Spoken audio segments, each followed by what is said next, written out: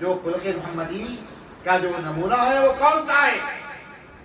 وہ کون سا ہے خلق محمدی کا نمونہ؟ دوستو خلق محمدی کا نمونہ دیکھنا ہو ہمیں خانقاہوں کی طرف جانا ہوتا ہے. خلق محمدی کو حاصل کرنا ہو تو کسی ولی مرشد کامل کا قدم ہو اور ہماری وہاں پیشانی ہو. جب کہیں آپ کو خلق محمدی کھلے گی، خلق محمدی کا الف بے نہیں، الف جہاں شروع ہوتا نہیں، ڈاٹ کا جو اسٹارٹ ہوتا نہیں، جو ڈاٹ کی جو روشنی لگ رہی ہے نا، ابھی آغاز نہیں ہوا، صرف ڈاٹ کی جہاں روشنی لگ رہی ہے نا، اس کا لاکھوں کا ایک حصہ، ایک اشرشیر ہم کو ملے گا. کہاں پر؟ مرشدین کامل کے صحبتوں میں. وہ عارف ہو، آج کا نہیں، عارف کامل ہو، علم حق کا شہسوار ہو، جس کا سینہ رب شناسی کا مرکز ہو. ان جگہ جائیے آپ کو کچھ اخلاق ورنہ جلسوں میں جو ہو رہا ہے بہت بڑی خدمت ہے. علماء کرام جب مشہور ہیں کہ انہوں نے حضور کی سیرت کے پہلوؤں کو عوام کے سامنے لایا ہے. یقیناً حضور کی سیرت کے پہلو ہیں، لیکن حضور کے اخلاق بہت اونچے ہیں. حضور کے رب کائنات جن کے اخلاق کی تعریف کر رہا ہے اور فرما رہا ہے سب سے اعلیٰ اخلاق کا نمونہ آپ ہیں. تو دوستو وہ اخلاق کیا ہے؟ وہ اخلاق کیا ہے؟ حضور کے ارشاد کی روشنی میں ہم اس کو تھوڑا سا غور کر کے حاصل کرنے کی کوشش کرتے ہیں. حضور نے کیا فرمایا؟ تخلقوا باخلاق اللہ. حضور نے حکم دیا ہے ہم کو کہ لوگوں تم اللہ کے اخلاق کو اختیار کرو، اللہ کے اخلاق کو تم اختیار کرو. اللہ کے اخلاق کیا ہے؟ اللہ کے اخلاق کیا ہے؟ تو دوستو اللہ کے اخلاق کیا ہے جب معلوم ہوں گے جب آپ کو عرفان حق حاصل ہو، حق کا عرفان ہو. تو جب تمہارے سامنے اس کے اخلاق تم جانتے ہی نہیں اللہ اللہ اللہ بول رہے، پہلے اللہ کا عرفان حاصل کرو، اللہ کو پہچانو، اللہ کو پہچانو. جب اللہ کو پہچانیں گے تو جب اس کے صفات آپ کے سامنے کھلیں گے، اس کے صفات آپ کے سامنے کھلیں گے. تو ضرورت عرفان حق کی ہے جو آج خانقاہوں میں ناپید ہو گیا ہے. آج خانقاہوں میں ناپید ہو گیا. خانقاہیں اس چیز کو اجاگر کریں، اس چیز کو اجاگر کریں. دوستو ہمارے اسلاف حضرات کبار اولیاء، ہمارے حضرات مرشدین یہی تعلیم کی، اسی کا عرفان کیا، اسی کا عرفان کیا، اسی کے اخلاق کو بتائے، اسی کے ڈگر پہ اپنے مریدین محبین متخذین کو لائے. آج وہ ڈگر سے ہم بہت دور چلے گئے، اس طرف آنا ہے. تو آئیے اللہ کے اخلاق کیا ہے، اللہ کے اخلاق کیا ہے، اس کے اخلاق کیا ہے. تو دوستو ایک جگہ حکم ہوتا ہے، ارشاد ہوتا ہے احسن کما احسن اللہ الیک. سبحان اللہ، ارشاد ہوتا ہے احسن، تو احسان کر کما احسن اللہ الیک، جیسا تجھ پر اللہ نے احسان کیا تو احسان کر جیسا تجھ پر اللہ نے احسان کیا. اللہ کا احسان ہم پر کیا ہے اور ہم اللہ پر کیا احسان کر سکتے ہیں؟ ہم اللہ پر کیا احسان کر سکتے ہیں اور اللہ کا ہم پر کیا احسان ہے؟ دوستو اگر یہ سمجھ میں آ جائے تو ہم اللہ کے اخلاق کے عین تابع ہو سکتے ہیں. خلق ربانی جب ہی ادا ہو سکتی ہے ہم اس احسان کو جان لیں، اس احسان کو سمجھ لیں. اب آئیے اللہ کا احسان کیا ہے؟ اللہ کا احسان یہ ہے کہ دوستو ہم کہاں تھے، کہاں سے آئے، ہمارا ماضی کیا تھا، حال کیا ہے، مستقبل کیا ہونے والا ہے. ہمارا ماضی کیا تھا، حال کیا ہے، مستقبل کیا ہونے والا ہے، اس کو سمجھیے. ہم جب کسی خبر کو مردے کو دفناتے ہیں، مٹی ڈالتے ہیں تو کیا پڑھتے ہیں؟ منہا خلقناکم وفیہا نعیدکم ومنہا نخرجکم تارۃ اخری، ہم اسی سے پیدا ہوئے، مٹی ڈالتے ہوئے یہ کلمات ادا کرتے ہیں، مٹی کو ہم ہاتھ میں ہیں اور ہم یہ کلمات پڑھ رہے ہیں، منہا خلقناکم، ہم اسی مٹی سے پیدا ہوئے، منہا خلقناکم، اسی سے ہم پیدا ہوئے اور اسی میں جا رہے ہیں اور اسی سے ہم نکلیں گے، وفیہا نعیدکم ومنہا نخرجکم اخری، پھر دوبارہ اٹھیں گے نا، ہم اسی مٹی سے اٹھیں گے۔ تو دوستو جب ہم مٹی سے پیدا ہوئے اسی سے ہماری پیدائش ہوئی، بتائیے کون؟ آدم کی پیدائش ہوئی، اللہ نے آدم کو پیدا کیا مٹی سے۔ اب مٹی کا ایک اسٹرکچر تھا، میں نفخت فیہ من روحی، اس اسٹرکچر میں اللہ نے اپنی روح کو پھونکا، اپنی روح کو اس میں پھونکا، آدم میں جنبش آئی، آدم میں حرکت آئی، آدم میں مٹی سے حرکت نہیں آئی، نفخ روح خداوندی سے آدم میں حرکت آئی۔ تو جب یہ نفخ روح خداوندی ہوئی نا، تو اب یہ جو معاملہ ہے وہاں پر اللہ پردے میں آ گیا، آدم کو ظاہر کر دیا، اللہ حجاب اپنے اوپر ڈال لیا، ستر حجاب اللہ نے اختیار کیا، بندے کو ظاہر کیا۔ اب آپ، میں ذوالفقار، میں منیب، میں رضوان، میں فلاں، میں فلاں، یہ مت کہیے، کیوں کہ کون ہے اندر؟ کون آپ کا سر ہے؟ کیوں؟ اس نے کیا کیا؟ اس نے اپنے آپ کو چھپا کر آپ کو ظاہر کر دیا، اپنے آپ کو پردے میں رکھ کر آپ کو ظاہر کر دیا۔ احسن، اب اے بندے سن، تو بھی احسان کر اس پہ، جیسا اس نے تجھ پر احسان کیا، جیسا اس نے تجھ کو ظاہر کر کے پردے میں آ گیا، اب تو اپنے کو فنا کر کے اس کو ظاہر کر دے۔ تو اپنے کو فنا کر، پردے میں نہیں رکھنا ہے، پردے میں انہوں ہے، انہوں پردے میں ہے، لیکن ہم کو فنا ہونا ہے، ہم کو فنا ہونا ہے۔ اب وہ فنا کیسا، وہ بقا کیسا، یہ اسرار ہے، یہ اسرار ہے، یہ علوم ہم بیان نہیں کرتے، نہ ہم کریں، نہ ہم کو ضرورت ہے کریں۔ جائیے آپ کا جو مرشد ہے اس سے آپ پوچھئے کہ حضرت فنا کیسا ہونا، فنا کیسا ہونا اور اس کو کیسے ظاہر کرنا ہے، یہ تعلیم خانقاہ میں دی جاتی ہے۔ آپ جس خانقاہ سے وابستہ ہیں ان کے پاس پکڑیے، ان کو بولیے میں نے بیعت کیا ہے آپ پر، آپ کے ہاتھ پر، میں نے اپنے آپ کو پیش دیا ہے، حوالے کر دیا ہے آپ کے اوپر، اب آپ میرے اوپر یہ اثر کھولیں، مجھے اس مرکز پہ لائیے، اس مندر پہ لائیے، میں اپنے آپ کو فنا کرنا چاہتا ہوں، اس کو ظاہر کرنا چاہتا ہوں۔ کیوں کہ اس میلاد کے واقعے پر میں نے حدیث سنی، تخلقوا باخلاق اللہ، تم اللہ کے اخلاق کو اختیار کرو۔ اب اس کے اخلاق تو یہ ہے کہ اس نے احسان کیا اور ہم سے احسان کا طلبگار ہے، ہم سے احسان کا طلبگار ہے۔ احسان کیا ہے؟ اس نے ہم کو ظاہر کر کے پردے میں آ گیا، اب میں اپنے کو فنا کرنا چاہتا ہوں۔ حضرت یہ فنائیت کا گل مجھ کو سکھا دیا، حضرت یہ فنائیت کے مراحل بتا دیجیے، فنائیت کے سارے تاریخ مجھ کو بتا دیجیے، میں فنا ہونا ہی ہونا چاہتا ہوں۔ دوستو یہ فنائیت مقصود زندگانی ہے، یہ فنائیت اگر ہے تو آپ انسان ہیں، ورنہ انسانیت کی صحیح سے آپ تاریخ ہے۔ اس لیے یہ فنائیت کا کامل مظہر حضور پاک علیہ الصلوۃ والتسلیم کی ذات گرامی ہے، اس لیے اللہ نے کہا انک لعلی خلق عظیم، مصطفیٰ سب سے کامل اخلاق کا آپ مظہر ہے۔ کیوں؟ حضور جو تھے نا، حضور پردے میں نہیں، حضور پناہ ہو چکے تھے، وہاں مظہر کون تھا؟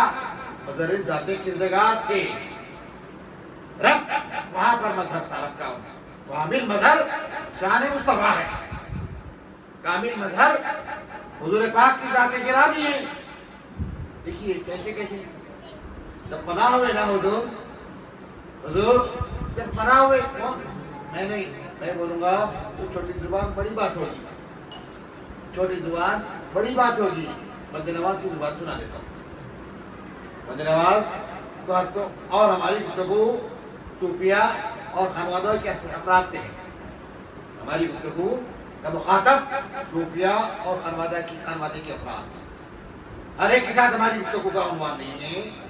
تو دوستو کیا فرمایا ہے بندہ نواز حضور سیدنا گیسودراز سیدنا سید محمد الحسینی بندہ نواز گیسودراز قدس سرہ العزیز، ان کا برخط مبارکہ گلبرگہ شریف دکن میں ہے. آپ 100 سال سے زائد آپ کی عمر مبارکہ تھی اور 100 سے زائد آپ کے تصانیف بھی ہیں. بڑے صوفی ہیں، بڑے بزرگ سلسلے چشتیہ کے ہیں. کون سے بھی سلسلے کے ہو، شناس سے اور اپنی معرفت رکھتا ہے، تعلیم رکھتا ہے، تو وہ ہمارے سراپوں میں. ہم قادری ہیں تو صرف قادری کوئی نہیں، تو یقیناً قادری تو صاحب قدرت ہے، سب کے سردار ہیں حضور غوث پاک.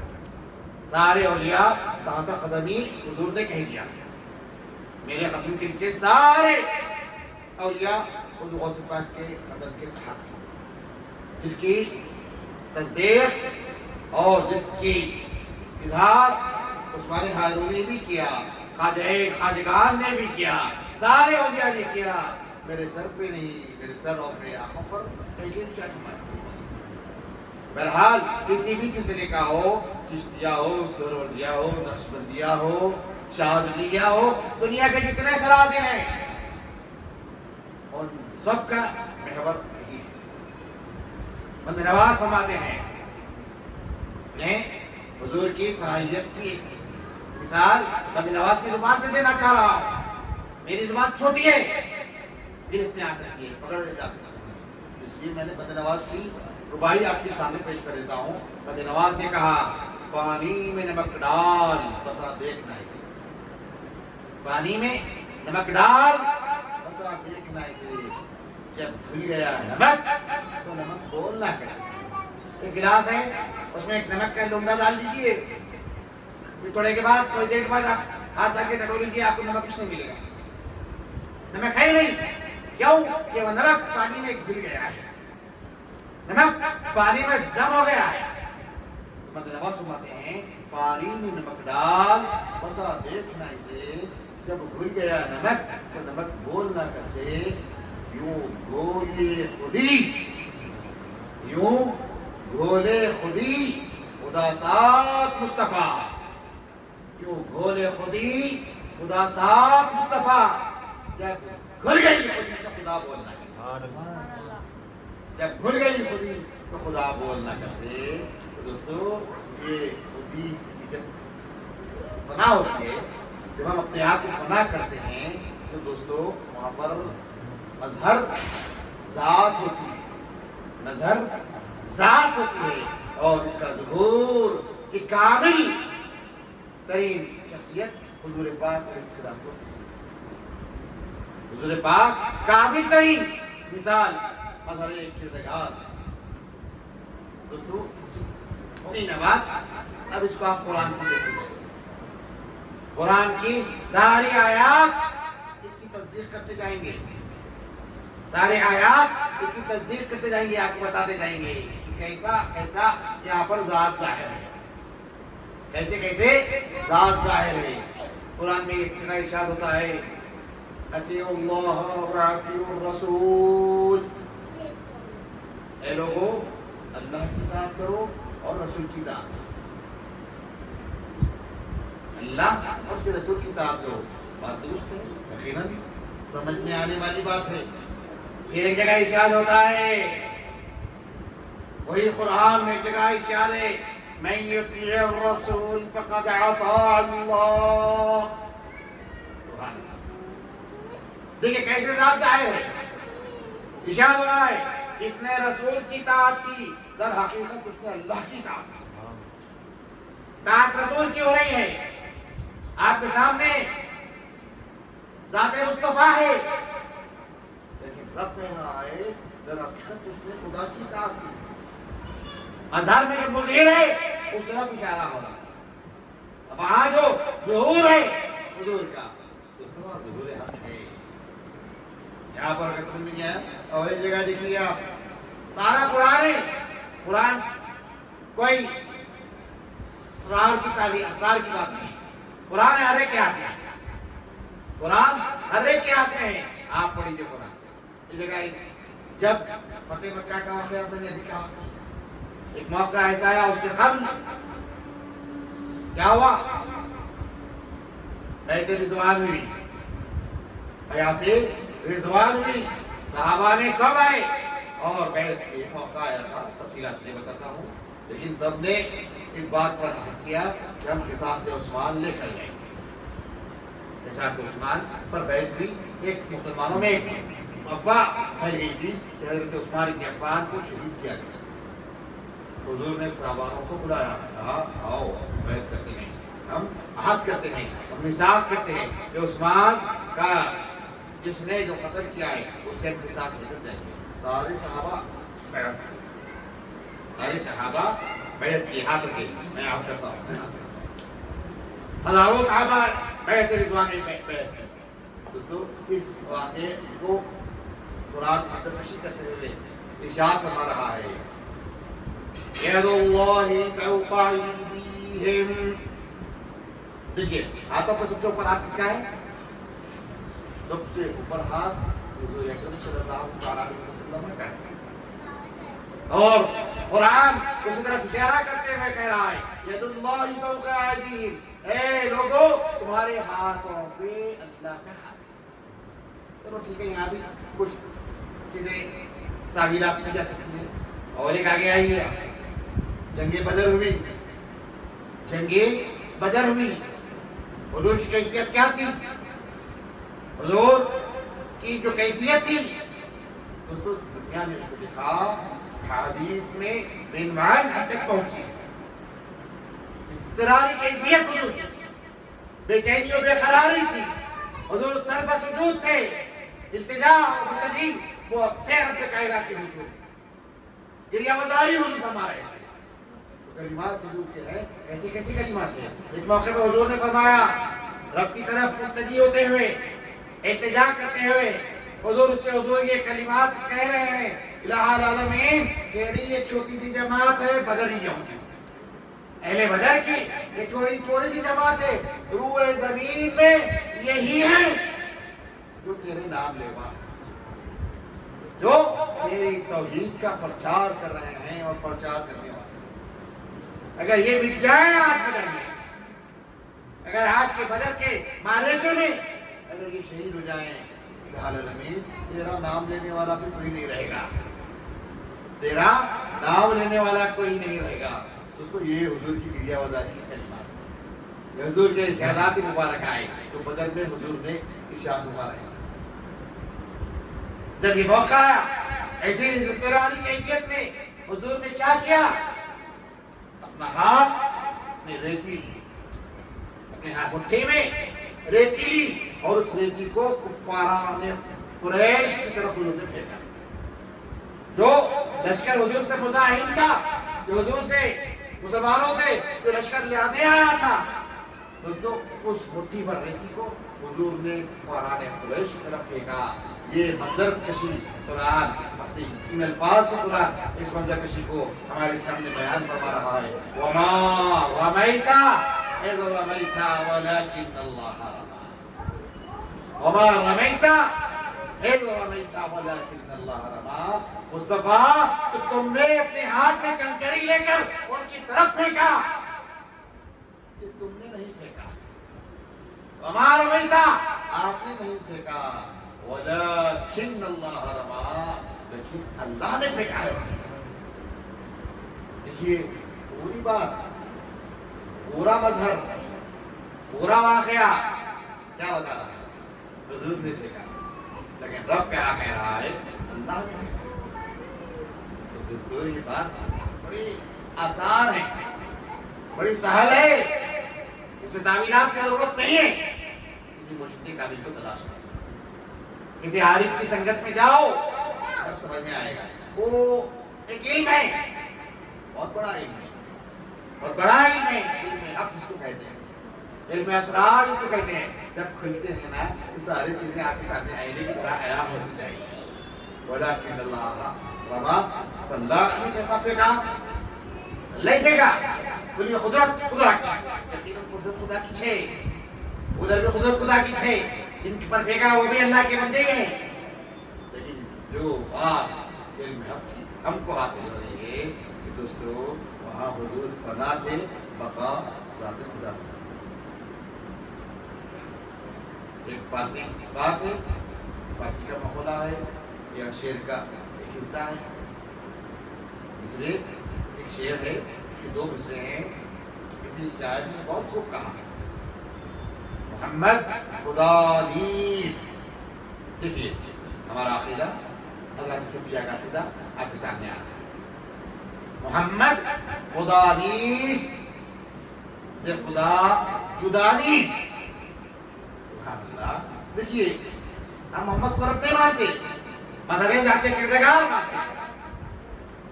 مظہر ذات کردگار مانتے ہیں. محمد ابن عبداللہ انا، اب جو ہے محمد رسول اللہ. محمد خدا نہیں سے خدا جدا نہیں. محمد خدا نہیں ہے لیکن سنو خدا سے جدا بھی نہیں ہے. جدا بھی نہیں ہے، خدا سے جدا بھی نہیں. نہ محمد خدا ہے نہ خدا سے محمد جدا ہے. یہ محمد کی حیات طیبہ کا پہلو ہے. اور یہی پہلو پہ جب حضور آتے ہیں تو فرمایا جا رہا ہے انک لعلی خلق عظیم. مصطفیٰ آپ اخلاق کے سب سے اعلیٰ پہلو ہیں. ایک بات چھوٹی سی مثال سے بتاتے ہوئے میں اپنی بات سمیٹ لیتا ہوں. دیکھیے اخلاق کیا بولتے ہیں؟ کسی کی زمین ہڑپ لیں، کسی کا پیسہ کھا جائیں، اس کی چیز کو میری چیز کہیں، یہ اخلاق کی بات ہے. سب سے بدترین بات ہے. پھر یہاں پر جو ہم کو اخلاق کرنا ہے نا، آپ جب سے جو باتیں سن رہے ہیں نا اس کا لطف لباف یہ ہے کہ یہ میری ملکیت نہیں ہے، یہ میرا نہیں ہے، میرا یہ نہیں ہے. کس کا ہے؟ سب ان کا ہی ہے. انہیں کا ہے. ان کا ان کو بولنے میں کیا جا رہا ہے؟ ان کا ان کو بولنا یہ ہے، یہی اخلاق ہے. وہ ساری چیزیں کردار ہے، وہ ساری چیزیں مزاج کریمانہ ہے، ظریفانہ ہے، عطا ہے، ستار ہے، غفار ہے، وہابیت ہے، سارے وہ صفات ہیں. لیکن اخلاق کسی کو کہ جو چیز ہے وہ ہے. وہ ہماری چیز ہم میں کا نعرہ بند کیجیے، حق کا نعرہ لگائیں. جب یہ نعرہ کہ ہم مصداق بن جائیں گے، یہ صرف قول ہے، اس کو جب عملی طور پہ اس کا اظہار ہو جائے گا تو دوستو یہاں ہمارے اخلاق مکمل ہوں گے. اسی لیے حضور نے کہا تخلقوا باخلاق اللہ، تم اللہ کے اخلاق کو اختیار کرو، اللہ کے اخلاق کو اختیار کرو.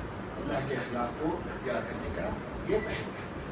اللہ نے جیسا پردے میں آ کے ہم کو ظاہر کیا نہیں، اب ہم اس کو ظاہر کر کے ہم جب فنا کر دیں، جب فنا ہوگی، جب ہم اخلاق والے ہوں گے اور اس اخلاق کے امام ہونے کا سرٹیفکیٹ دوسری رسول اللہ کو اللہ تبارک و تعالیٰ نے دیا. یہ بات کو سمیٹتے ہوئے آپ حضرات سے ایک ریکویسٹ کرتا ہوں، یہ کوشش، یہ درخواست کرتا ہوں کہ ہم اس پہلو پر غور کریں، تھوڑا سا اس پر ہم غور کریں. انشاءاللہ نتیجہ ہم کو مل جائے گا. آج میلاد کی شب ہے، کہ میلاد دوری، لیکن آج کی بھی رات میلاد سے نسبت مصطفی آج کی شب کو بھی ہے. اس شب میں سوئیے، سونے سے پہلے وضو کر لیجیے، عشاء پڑھے نہیں پڑھ لیجیے.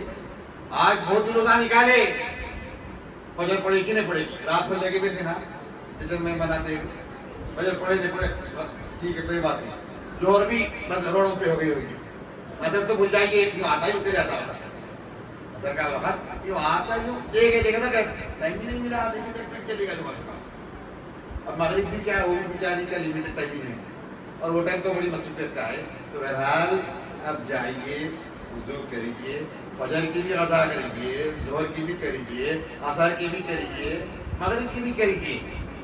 سب کا عشاء چھوڑ دیجیے کہیں نہیں، تو قضا ہو رہی ہے نا، شرمندگی کے ساتھ، اظہار ندامت کے ساتھ، اظہار ندامت کے ساتھ اور اس حق کے ساتھ پڑھیے کہ کل کا دن آئے گا تو نہ فجر قضا ہوگی، نہ ظہر ہوگی، نہ عصر ہوگی، نہ مغرب ہوگی. اس حق کے مضبوط عہد کے ساتھ، مضبوط وعدے کے ساتھ آج کا آپ دن گزارے، اس کی یہ خزائیں قضا ہوگی. قابل مبارکباد ہیں. میں تو کے لیے نہیں کہہ رہا ہوں، انہوں نے قضا کیا ان سے میرا خطاب ہے. بہرحال قضا کریے. اس کے بعد تھوڑا کیا کیجیے، اللہ کو یاد کیجیے. اس کے بعد اب جو گفتگو ہو رہی ہے نا، اس گفتگو کو ریویو کیجیے، غور کیجیے، اس کا اعادہ کیجیے. ایک ایک کلمے پر آپ سنجیدگی سے غور کیجیے. ہم کوئی بھی بات کہتے ہیں تو غور و فکر کی دعوت دیتے ہیں. بس کوئی بات تھوپتے نہیں ہیں، کوئی بات آپ پر لازم نہیں کر رہے ہیں، صرف غور و فکر کا ہم آپ کو پہلو بتا رہے ہیں. ذرا غور کیجیے. جتنی گفتگو ہوئی اس پر تھوڑا سا غور کیجیے اس پر. اس کے بعد آپ اس گفتگو کو ذہن میں رکھ کے سمجھ میں آئیں گا جب آپ دین میں رہیں گے. دوستو آپ کے ذریعے آپ پر وضاحت ہوگی، آپ کے ذریعے آپ پر مکاشفات ہوتے جائیں گے، انکشافات ہوتے جائیں گے. تو بہرحال اس پہلو کو غور کیجیے. میں یہی کہتا ہوں کہ ہر بات پر غور کیجیے، اس پر ذہن دیجیے. اللہ تبارک و تعالیٰ ہم سب کو مدد فرمائے، کرم فرمائے. حضور پاک کی میلاد کے سلسلے میں الہ العالمین ہم سب کو حضور پاک کے اخلاق کریمانہ کے لاکھوں حصوں میں سے ان لاکھوں کے لاکھوں حصے کا ایک عشر ہم کو بھی سرفراز فرما. مولا ہمارے قلوب میں بھی اخلاق کا کچھ پہلو اور اجاگر فرما دے. مولا ہم پر مدد فرما، کرم فرما. وصلی اللہ تعالی علی خیر خلقہ وذریۃہ سیدنا مولانا محمد وعلى آله وصحبه وبارك وسلم تسليما كثيرا برحمتك يا ارحم الراحمين والحمد لله رب العالمين.